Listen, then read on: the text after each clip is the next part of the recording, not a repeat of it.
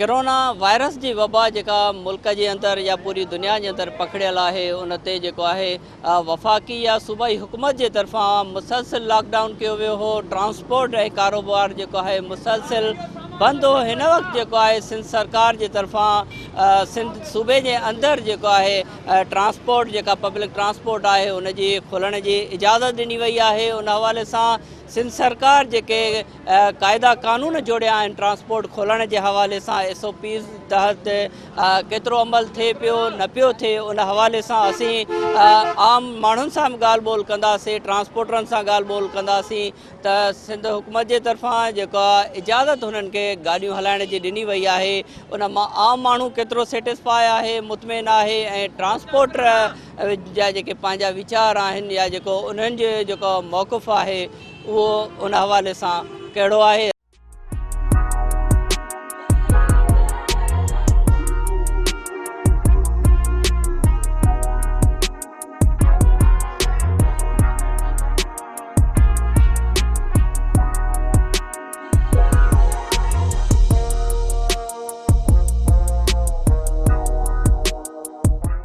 असां हिन वक़्तु जेके माण्हू आहिनि सफ़र कनि पिया उन्हनि सां ॻाल्हि ॿोल कंदासीं त हू इन हुकूमती फ़ैसिले खे कीअं पिया ॾिसनि। वेगनूं हलो थियो खुलियूं मुसाफ़िरनि लाइ ॿियनि लाइ ॾाढी तकलीफ़ आहे। वेगनूं खुलनि त माण्हू चढ़े, आवाम चढ़े, सुख वठे। बाक़ी त ॾाढो वेल आहे। हुन ॿी सवारीअ ते चढ़ूं था, ॿ टे हज़ार किरायो थो पए।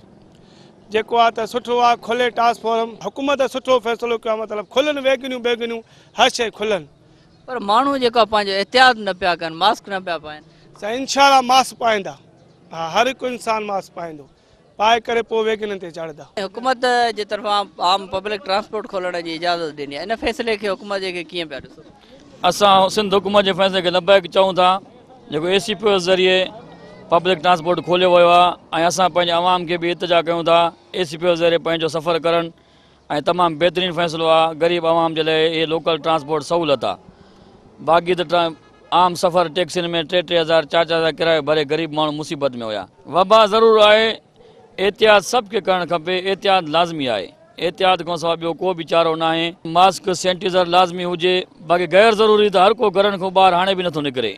मजबूरी तहत सफ़र माण्हू करे थो, ख़ुशी में को बि नथो निकिरे। जेका गवर्नमेंट कानून कढियो आहे उन ते अमल कयो वञे। लाज़मी मास्क पाइणो वञे। ड्राइवर क्लीनर खे बि कोन्हे को, उहो लाज़मी पाइणो वञे ऐं आवाम खे पाराए वञे। थोरो एहतियात कयो वञे, थोरी दूरी कई वञे, रश न कई वञे। बाक़ी गवर्नमेंट थोरो ट्रांसपोर्ट जो बि साथ रखे, उन जो खोले अमल कराए। थोरो ज़िले खोले 3 महीना बेरोज़गारी, 3 महीननि में माण्हू बुख भरी वियो आहे।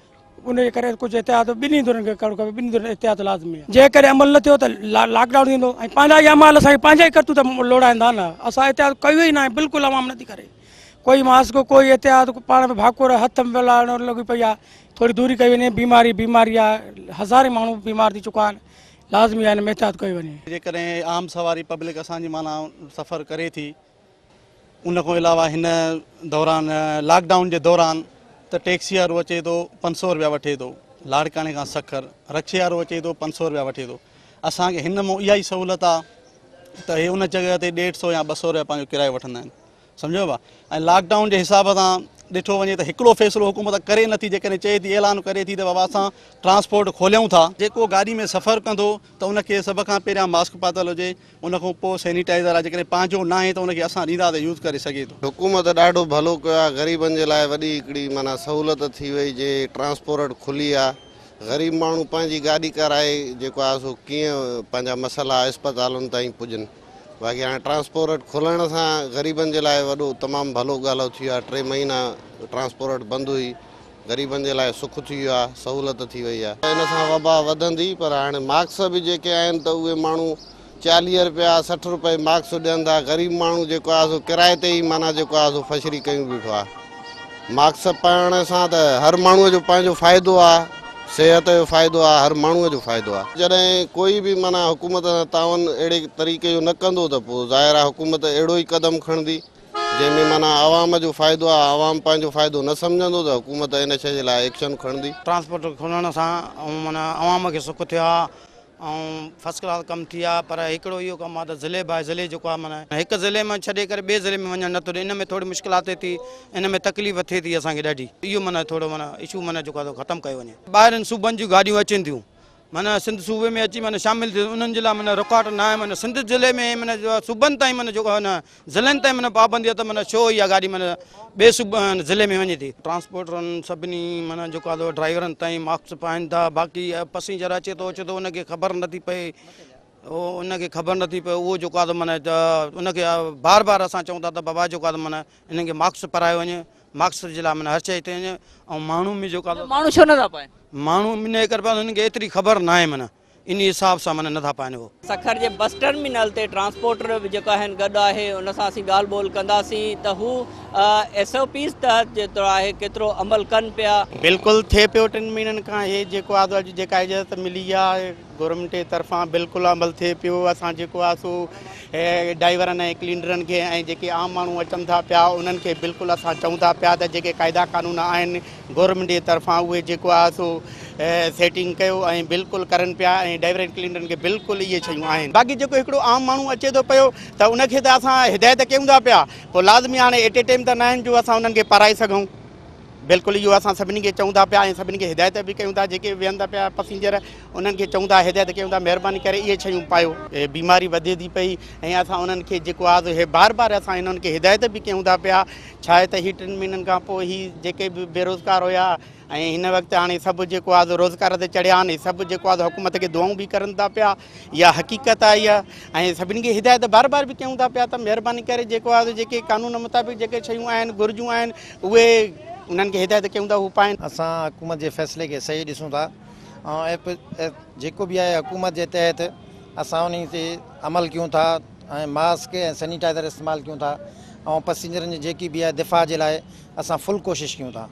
ट्रांसपोर्टरनि जो जेतिरो थींदो उहो आवाम जी तहफ़ुज़ ऐं जान जी तहफ़ुज़ जे लाइ कोशिशि जारी आहे। ट्रांसपोर्टरनि जी मास्क सभु खे ॾिना आहिनि, सुबुह सां सैनिटाइज़र अंदरि स्प्रे वग़ैरह सभु गाॾियुनि खे कई आहे। ऐं जेको बि आहे इन जे करे सभु ड्राइवरनि खे हिदायत बि कई वई आहे त बाबा जेको बि पैसेंजर चढ़े उन्हनि खे जेको आहे त उन्हनि जा हथ वग़ैरह वॉश कराए ऐं जेको आहे मास्क जो सभु पैसेंजरनि खे चयो वियो आहे। माण्हू बेरोज़गार आहिनि, उन्हनि जी छा हालात हुई, हिकु माण्हू जे गॾु 15-15 भाती आहिनि।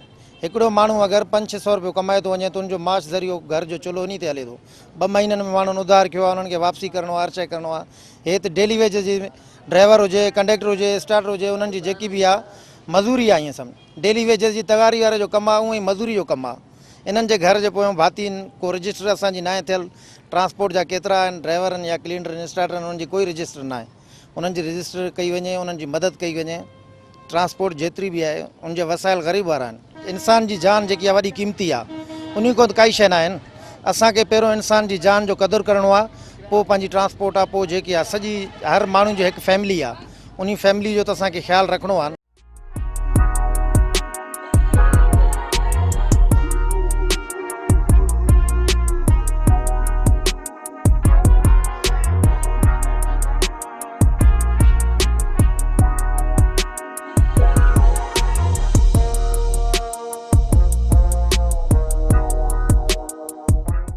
जी अवां सफ़र कंदड़ मुसाफ़िरनि ऐं ट्रांसपोर्टरनि जूं ॻाल्हियूं ॿुधियूं। मुसाफ़िरनि जो चवणु आहे त सिंध हुकूमत जे तरफ़ां पब्लिक ट्रांसपोर्ट खोलण वारो जेको अमल आहे उहो बहितरीनु आहे, पर जेका उन्हनि जे तरफ़ां इहा बि ॻणती ज़ाहिर कई पई वञे त हुकूमत जे तरफ़ां जेके क़ाइदा क़ानून जोड़िया विया आहिनि एहतियातनि तौरु मास्क पाइण वारो, उहो जेको आहे ओवरऑल जेको आहे मतिलबु नज़र न पियो अचे। मुसाफ़िर ईअं सफ़र कनि पिया, उन ते मुसाफ़िर आम माण्हुनि जी तरफ़ां सञावंद माण्हुनि जी तरफ़ां ॻणती ज़ाहिर कई वई आहे। पर ट्रांसपोर्टरनि जो चवणु आहे त हुकूमत जे तरफ़ां हू मुसलसिल बेरोज़गार हुया। हुकूमत जे तरफ़ां फ़ैसिलो जेको आहे पब्लिक ट्रांसपोर्ट खोले करे सुठो फ़ैसिलो कयो वियो आहे। हिकु ज़िले खां ॿिए ज़िले जी बि उन्हनि खे इजाज़त ॾिनी वञे।